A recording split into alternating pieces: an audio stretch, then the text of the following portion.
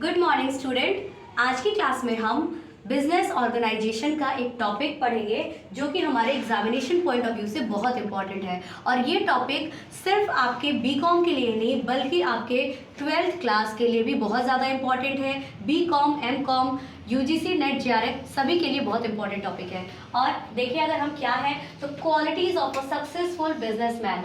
एक बिजनेसमैन की क्वालिटीज क्या होती है, सक्सेसफुल बिजनेसमैन कैसे बनता है, एक सक्सेसफुल पर्सन और एक अनसक्सेसफुल पर्सन में क्या डिफरेंस होता है, कौन कौन सी ऐसी क्वालिटीज होती हैं जो किसी भी पर्सन को सक्सेस की तरफ लेकर के जाती हैं। ठीक है, यहाँ पर अगर हम बात करें तो जनरली दो क्वालिटीज जो होती हैं किसी भी पर्सन के हिसाब से देखें या फिर हम बिजनेस के हिसाब से देखें, दो क्वालिटीज जो होती हैं वो बहुत ज़्यादा मैटर करती है। ठीक है, और ये हमारी कौन सी है दो क्वालिटीज? तो पहला है नेचुरल क्वालिटीज जो कि आपको प्रकृति के द्वारा मिला हुआ है, जो आपको इनबिल्ट है, यानी आपका वो वैसा नेचर है, कैसा भी नेचर, मतलब आपका पोलाइटनेस वाला नेचर है, आपका बहुत ज़्यादा गुस्सैल वाला नेचर है, या जैसा भी नेचर है वो आपका इनबिल्ट है, वो आपका नेचुरल हो जाएगा क्वालिटी।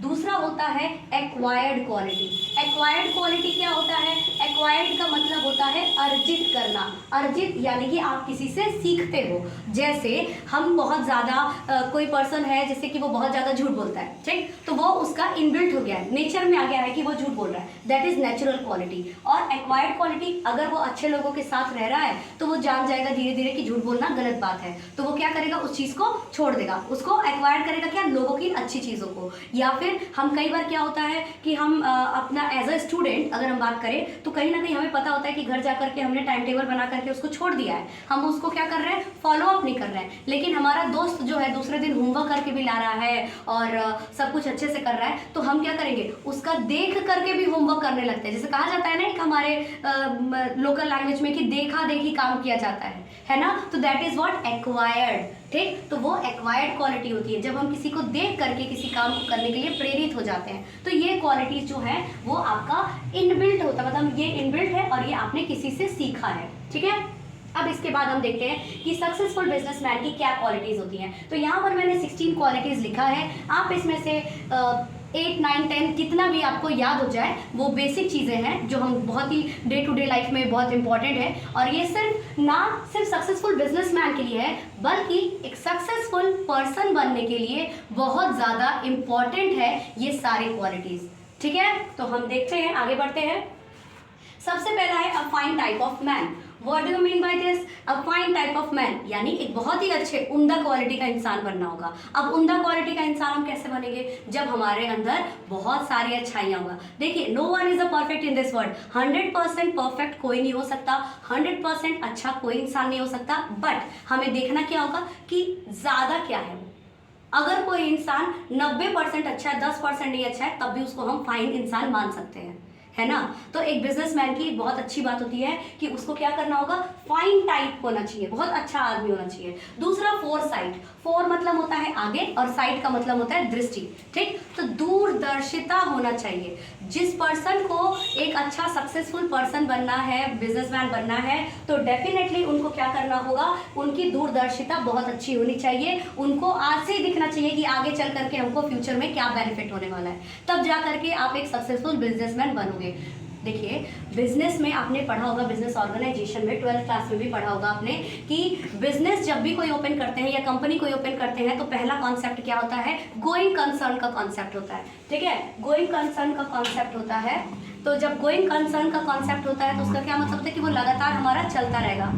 ठीक है, लगातार चलता रहेगा। तो जब वो लगातार चलते रहने के कॉन्सेप्ट से करें तो क्या है, फॉरसाइट ही तो है ना, हमें क्या पता कल हमारा बिजनेस चलेगा या नहीं चलेगा, बट स्टिल हमको क्या करना होगा, वहाँ पे करना होगा। ठीक है, दूसरा है हमारा फर्मनेस एंड करेज। करेज का मतलब हो गया साहस। ठीक, साहस। फोरसाइट का मतलब दूरदर्शिता, दूरदर्शिता। ठीक, और फर्मनेस का मतलब पोलाइटनेस, मतलब फर्मनेस, आप बहुत ही ज़्यादा आपके अंदर साहस होना चाहिए। और फर्म मतलब कोई चीज़ क्या होती है, फ्लेक्सिबिलिटी भी होनी चाहिए। ठीक, और करेज सबसे बड़ी चीज़ है। आपने बहुत सारे, जैसे आजकल बहुत ज़्यादा मोटिवेशनल वीडियोस और मोटिवेशनल वीडियोस की रिक्वायरमेंट होती है, लोग देखते हैं, मोटिवेशनल स्पीकर बन जाते हैं, बहुत सारी चीज़ होती है। वो क्या करते हैं, आपके अंदर एक करेज जगाते हैं कि you can also do this, आप कर सकते हैं। ठीक। तो साहस रहेगा तो आप बहुत कुछ कर सकते हैं। और एक कहावत भी है, मन के हारे हार है, मन के जीते जीत। ठीक है, तो आपने मन से अगर मान लिया कि आप हार जाओगे तो हार जाओगे, साहस रखोगे तो डेफिनेटली आज नहीं तो कल एवरीथिंग पेज यू। ठीक है। दूसरी है हार्ड लेबर, मेहनत। मेहनत का कोई सब्स्टिट्यूट नहीं है, मेहनत कभी भी कोई सब्स्टिट्यूट नहीं है। आज का टाइम है स्मार्ट वर्क करने का, आज का टाइम है शॉर्टकट करने का। आज की जो जनरेशन है सबसे ज़्यादा शॉर्टकट तरीके ढूंढ रही है। ठीक, बट हार्डवर्क का कोई सब्स्टिट्यूट नहीं है। हार्डवर्क करोगे, आज फेल होगे, कल फेल होगे, 2 दिन और फेल होगे, बट हार्डवर्क करते करते कंसिस्टेंसी जब रहेगी ना तो definitely hard work will pay you. ठीक है, कुछ नहीं होगा तो आप अपने अंदर ही बहुत सारा इंप्रूवमेंट देखोगे। ठीक है। एंड नेक्स्ट है प्रिंसिपल। प्रिंसिपल मतलब सिद्धांत एंड ऑनेस्टी। ऑनेस्टी का मतलब ईमानदारी। तो कोई भी बिजनेसमैन का, ये तो बहुत ही कॉमन है, आप सबको पता होना चाहिए कि हमारे आसपास जो दुकानदार होते हैं, हम लोग कहते हैं ना कि वो बहुत ज़्यादा ठगता है हमें, है ना। तो एक ईमानदार दुकानदार होना चाहिए। ठीक, आप प्रॉफिट अर्न करें, प्रॉफिट अर्न करने के लिए यहाँ बैठे हुए हैं, बट एक उसमें भी एक सिद्धांत होना चाहिए कि हम गलत चीज़ का पैसा नहीं लेंगे, हम सही चीज़ का पैसा लेंगे। तो वो क्या हो जाएगा, प्रिंसिपल एंड ऑनेस्टी। नेक्स्ट है सर्विस फर्स्ट प्रॉफिट आफ्टरवर्ड। जैसे कोई भी बिजनेस खोलते हैं तो हम किस मोटिव से खोलते हैं, प्रॉफिट मैक्सिमाइज करने के मोटिव से। लेकिन आप तभी एक सक्सेसफुल बिजनेसमैन बनोगे, आपकी गुडविल तभी अच्छी बनेगी जब आप सर्विस को प्राथमिकता दोगे। दैट मीन्स व्हाट, हमें अच्छी क्वालिटी का प्रोडक्ट बेचना है। हम कस्टमर का, क्योंकि customer are known as the king of the market, तो कस्टमर अगर किंग है मार्केट का तो कस्टमर का satisfaction is the ultimate satisfaction of every business man. ठीक है।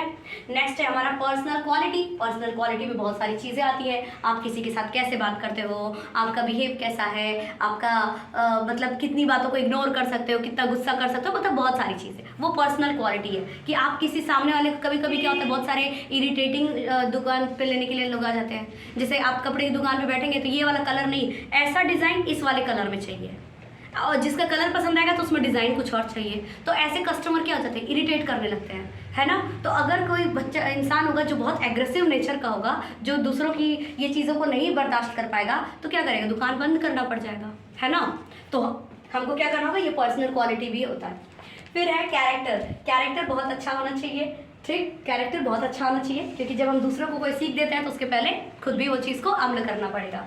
नेक्स्ट है इंडिपेंडेंट थिंकिंग। थिंकिंग बिल्कुल इंडिपेंडेंट होनी चाहिए।